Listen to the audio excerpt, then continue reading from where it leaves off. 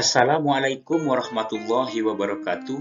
Salam sejahtera untuk kita semua. Berjumpa kembali di channel YouTube saya yang selalu menyajikan konten pendidikan. Di video kali ini, saya akan menyampaikan materi pada mata kuliah media pembelajaran. Capaian pembelajaran kita pada kesempatan kali ini, yakni mahasiswa dapat mengidentifikasi perkembangan media pembelajaran. Kemudian yang kedua adalah mahasiswa dapat mengidentifikasi klasifikasi media pembelajaran. Kemudian yang ketiga, mahasiswa dapat merumuskan peran guru dalam pengembangan media pembelajaran.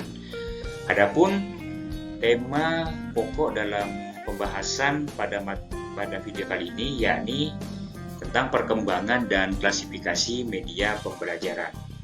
Nah, tema ini sangat penting khususnya bagi mahasiswa sebagai seorang calon guru dalam menyajikan pembelajaran dalam memanfaatkan media agar dapat menghadirkan materi pembelajaran lebih menarik dan membantu untuk memenuhi tujuan pembelajaran, tentunya itu yang merupakan tujuan daripada media.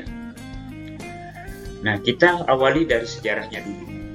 Media pembelajaran memiliki peran penting agar pesan pembelajaran dapat diterima sebagaimana diharapkan. Media pembelajaran tidak hanya bermanfaat bagi siswa, tetapi juga bagi seorang guru sebagai fasilitator. Pada masa lalu, pembelajaran itu hanya mengandalkan guru sebagai satu-satunya sumber belajar. Dalam perkembangan selanjutnya, hadirnya buku memperluas sumber belajar. Nah, di awal kemunculannya, media pembelajaran hanya dipandang sebagai alat untuk membantu pendidik dalam memberikan tugas-tugas di kelas. Nah, kemudian media berbasis visual seperti gambar, model, grafik, dan objek aktual digunakan sebagai alat bantu pembelajaran. Salah satu tokoh yang mempopulerkan penggunaan media dalam pembelajaran itu bernama Johann Amos Comenius. Nah, ini merupakan salah satu tokoh awal yang mempopulerkan maksud saya media pembelajaran. Nah, karya Johann ini yang pertama, beliau menerbitkan buku, seorang penerbit buku menerbitkan buku bergambar untuk anak-anak sekolah. Nah, bukunya itu yang diberi nama Orbis Sensualium Pictus atau Dunia Bergambar yang diterbitkan pada tahun 1957. Nah, seiring perkembangan teknologi audio pada abad ke-20 yang melengkapi alat visual untuk menyampaikan pelajaran dengan tambahan instrumen audio. Nah, perpaduan keduanya antara visual dan juga audio ini kemudian populer dengan istilah yang namanya teknologi audio visual. Pada awalnya pembelajaran hanya melibatkan guru dan siswa, namun sejak akhir tahun 1950-an, peran teori komunikasi mulai mempengaruhi penggunaan alat audiovisual. Nah, sejak saat itu, alat audiovisual tidak hanya dianggap sebagai penyampai pesan pembelajaran. Kemudian pengaruh media komunikasi ditandai dengan munculnya AVA atau Audio Visual Aids dan audio sebagai alat bantu pada abad ke-20 atau sekitar tahun 1950 memungkinkan untuk membantu pembelajaran. Kemudian dan ditandai dengan mulai mengidentifikasi pemilihan media untuk jenis pengalaman tertentu berdasarkan keinginan dan kebutuhan siswa, yaitu memilih media yang sesuai dengan karakteristik pembelajaran dan jenis pengetahuan yang ingin dicapai. Nah, kemajuan dan perkembangan teknologi informasi saat ini semakin pesat. Teknologi informasi telah digunakan dalam bidang pendidikan di Indonesia terutama seperti pembelajaran yang dilakukan pada masa COVID-19 kemarin. Ini menuntut siswa dan pendidik untuk melakukan kegiatan pembelajaran di rumah. Nah, dengan kondisi yang demikian, maka pemanfaatan teknologi dalam media pembelajaran jarak jauh seperti penggunaan Zoom, Google Meet, Learning Management System atau LMS, kemudian Google Classroom, YouTube, dan sebagainya sangat dirasakan manfaatnya. Signifikansi media pembelajaran ditandai dengan pendekatan sistem pada pendidikan dan pembelajaran pada tahun 1965 hingga 1970. Pendekatan sistem dengan demikian memposisikan penggunaan media sebagai komponen yang penting dari proses pembelajaran. Media tidak lagi dipandang hanya sebagai alat pembelajaran, tetapi sebagai komponen yang integral dari proses pembelajaran itu sendiri. Setiap pembelajaran harus dibuat secara metodis dengan memperhatikan kebutuhan siswa. Metode sistem pembelajaran memiliki dua ciri, yaitu yang pertama, metode sistem pembelajaran menghasilkan proses pembelajar mengajar yang memungkinkan guru dan siswa untuk terlibat, dan kemudian yang kedua, penggunaan metodologi yang unik dalam rangka pengembangan sistem pembelajaran yang mencakup proses terpadu untuk merencanakan, membuat, melaksanakan, dan menilai proses belajar mengajar secara utuh. Proses pembelajaran itu dirancang berdasarkan kebutuhan dan karakteristik siswa tentunya, ya, dengan tujuan mempengaruhi perilaku siswa agar sejalan dengan tujuan yang dicapai.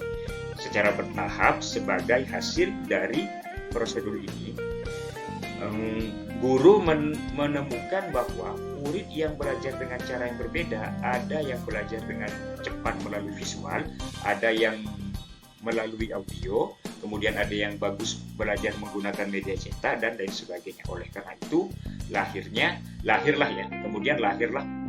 istilah media pembelajaran ini sejak saat itu. Kita lanjut kepada evolusi sistem pembelajaran. Dalam evolusi sistem pembelajaran ini memiliki 4 tahap ya hingga saat ini. Yang pertama itu penyampaian penyampaian pembelajaran itu dilakukan oleh pengajar sendiri. Artinya guru menjadi satu-satunya sumber belajar pada waktu itu di awal-awal pembelajaran, hanya menggunakan guru sebagai instrumen utama. Kemudian yang selanjutnya mulai ditemukannya cara untuk mengajar yang lebih efektif, yaitu penyampaian materi pembelajaran melalui tulisan. Kalau seperti di zaman-zaman yang dahulu bisa menggunakan kulit binatang, kulit kayu, atau media-media lainnya yang memungkinkan untuk menuliskan tema-tema ataupun materi pembelajaran di dalam bentuk tulisan melalui media tadi itu ya, kulit, menggunakan kulit pohon dan lain sebagainya. Kemudian dalam perkembangan selanjutnya ditemukanlah mesin cetak. Ketika ditemukannya mesin cetak ini, kemudian pembelajaran mulai memanfaatkan buku dan kemudian berkembang dalam bentuk majalah, koran, dan media-media cetak lainnya yang kemudian bisa dimanfaatkan untuk pembelajaran. Nah, yang selanjutnya yang saat ini mulai kita rasakan ini mulai penggunaan media elektronik. Penggunaan media elektronik itu yang seperti yang kita gunakan saat ini, misalnya menggunakan komputer. Nah, dulu itu untuk menunjukkan menampilkan materi-materi ajar itu masih menggunakan yang sederhana, misalnya infocus. Nah, kemudian sekarang sudah mulai OHP, maksud saya menggunakan OHP, sekarang sudah mulai menggunakan infocus. Nah, sekarang lebih canggih lagi, kemudian berkembang internet sudah mulai berkembang dengan berbagai macam fiturnya, ada menggunakan aplikasi YouTube, menggunakan Google Meet, Zoom Meeting, dan lain sebagainya, sehingga kemudian lebih memudahkan siswa atau pelajar dalam mengikuti pembelajaran untuk mendapatkan materi dari gurunya. Dan guru pun ketika menyampaikan materi pembelajaran akan lebih mudah dapat dilakukan dimanapun, kapanpun, dengan efektif dan efisien. Nah, inilah kemudian evolusi dari sistem pembelajaran yang dimulai dengan penyampaian materi pembelajaran yang mengandalkan guru itu sendiri, sampailah sekarang meskipun guru tetap relevan atau dosen juga tetap relevan untuk menjadi bahan ajar, tetapi dibantu dengan kemudahan-kemudahan teknologi-teknologi terbaru yang memungkinkan segala sesuatunya itu, penyampaian informasi itu lebih menarik dan juga lebih luas, dapat diambil sendiri di internet. Kemudian klasifikasi media. Klasifikasi media kita akan membahas yang pertama, media yang digunakan dalam pembelajaran itu pertama yang namanya media cetak. Apa itu media cetak? Media cetak ini seperti buku, majalah, koran, poster, dan lain-lain dapat dimanfaatkan sebagai media pembelajaran sepanjang dirancang dengan tepat sesuai dengan kebutuhan, mengikuti kaidah ilmiah, diorganisir dengan baik, memiliki daya tarik, mempertimbangkan ukuran huruf, dan yang paling penting harus informatif. Nah, jadi segala macam media cetak itu juga perlu disesuaikan dengan kebutuhan pembelajaran. Kemudian media audio ini mengandung pesan bersifat auditif atau melalui pendengaran, sehingga dapat membantu merangsang pikiran, perasaan, perhatian, dan kreativitas yang menuntut kemampuan mendengar ataupun menyimak. Kemudian yang selanjutnya adalah media visual. Media visual ini media yang mengandalkan indera penglihatan, sifatnya bisa berupa gambar diam atau gambar bergerak. Kalau gambar diam itu bisa dalam bentuk poster, kalau gambar bergerak itu bisa dalam bentuk film, video, dan sebagainya. Kemudian selanjutnya proyeksi gerak. Media proyeksi gerak itu media yang memproyeksikan pesan melalui sebuah alat yang mampu memproyeksikan berbagai pesan, baik pesan dalam bentuk video, film, maupun gabungan secara keseluruhan dari media-media atau yang kita lebih kenal dengan namanya multimedia. Multimedia itu gabungan dari berbagai macam media menjadi satu kesatuan yang kemudian kita menyampaikan informasi dalam pembelajaran. Misalnya ketika kita untuk menyampaikan suatu video, maka kita membutuhkan yang namanya laptop tidak cukup laptop, kemudian kita butuh untuk ditampilkan di dalam kelas di depan mahasiswa semua atau siswa semua, maka harus menggunakan yang namanya infobus. Nah, kemudian media manusia. Nah, ini yang saya sampaikan di awal, bahwa manusia atau guru atau apapun lingkungan itu masih relevan menjadi media karena apa? Pembentukan dan upaya melakukan perubahan perilaku siswa memerlukan guru sebagai model yang dijadikan contoh secara langsung. Kemudian yang selanjutnya adalah benda tiruan. Ya, tiruan atau miniatur adalah alat bantu visual dan dapat pula berupa model yang memberikan pengalaman secara langsung kepada siswa tentang suatu benda atau objek. Nah, model pembelajaran yang dikembangkan guru untuk memberikan pengalaman langsung kepada siswa dengan menghadirkan atau mendatangi objek tertentu secara langsung. Nah, ini adalah fungsi dari benda tiruan atau miniatur. Selanjutnya adalah peran guru. Peran guru yang pertama dalam mengembangkan media pembelajaran ini adalah menjadi model dari pesan pembelajaran. Guru walaupun menggunakan media tapi tetap relevan untuk kehadirannya untuk menjelaskan hal-hal yang kira-kira belum dipahami oleh siswa atau memberikan simulasi pemodelan, memberikan contoh dari konsep yang diberikan oleh guru. Kemudian memberikan pengalaman langsung tentunya melalui gambar, video, dan lain sebagainya. Kemudian memfasilitasi objek tiruan yang sebagaimana baru sebelumnya saya sudah sampaikan, bahwa misalnya menggunakan benda-benda tiruan apa yang memungkinkan untuk dihadirkan dalam kelas. Kemudian mengembangkan media pembelajaran ini secara inovatif. Maka media pembelajaran itu dapat berfungsi dengan baik sesuai dengan